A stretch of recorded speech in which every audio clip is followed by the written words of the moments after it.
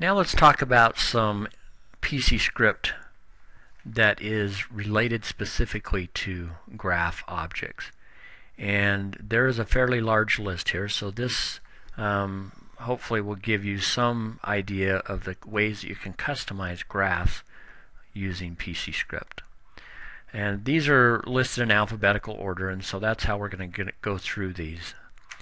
The first one is add hover text, and this allows you to just add some hover text to one or more items inside of a graph. In this case, we're adding it specifically to the November bar.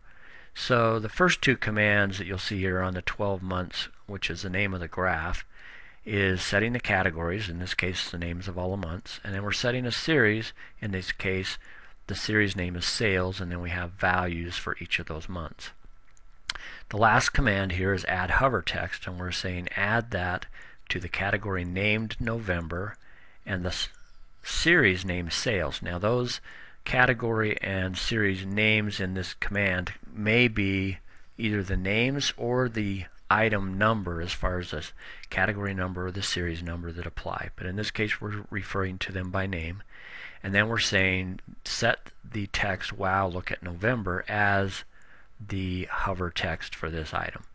And then up above in the image you'll see the image as someone is mousing over November, that hover text pops up above the November bar. Add note is very similar to add hover, but at add note adds a note which is always visible. This is not something that shows up just when the mouse is passed over the bar, but it is always present, and it also has a leader line that goes to the bar, typically to the center. And these commands also work for things like line graphs. Again, we're referring to the targeted item by its name, December, and sales, and wow look at December.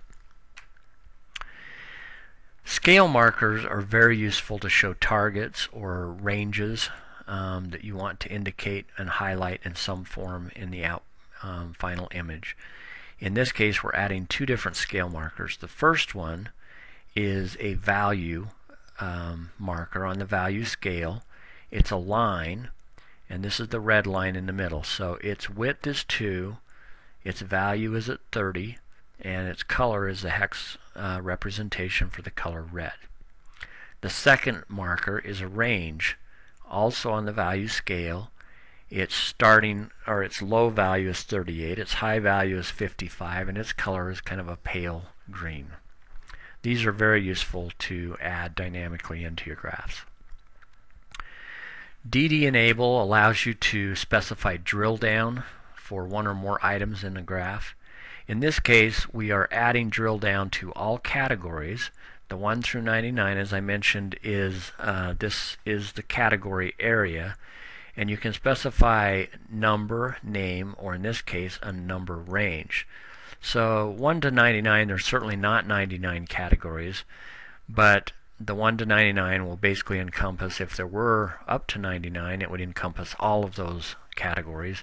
If you had more than 99, then you'd need to put in a bigger number, but it's kind of a quick way to say grab everything, all the categories I want this to apply to. And I want it to apply to the first series. In this case it was sales.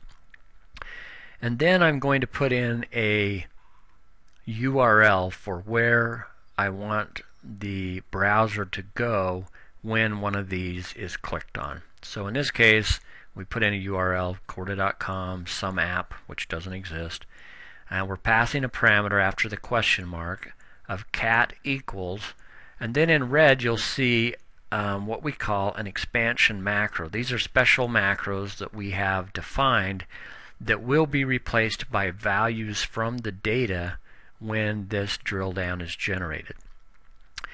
Now what you're seeing in the status bar just under the graph, the little gray area, you'll see it says corda.com/someapp cat equals June. This is what is showing as someone is mousing over the June bar. This is a PNG image, so you're not getting highlighting, but you are getting that sequence showing up. And so it indicates that is a target. If you click on the June bar, that's where the browser will redirect to. Explode pie wedges allows you to specify a series and a gap width for a item in a pie graph to be exploded. So we're saying explode pie wedge series 3. In this case, that would be the purple.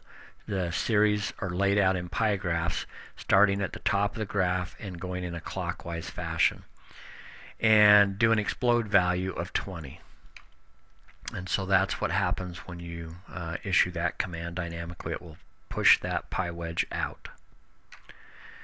Number of lines for line bar combos allows you to specify how many of the series are represented as lines as opposed to bars. By default it is 1, but if you take this graph, specify a number of lines as 2, then when it's rendered you'll see 2 series represented as lines instead of just 1.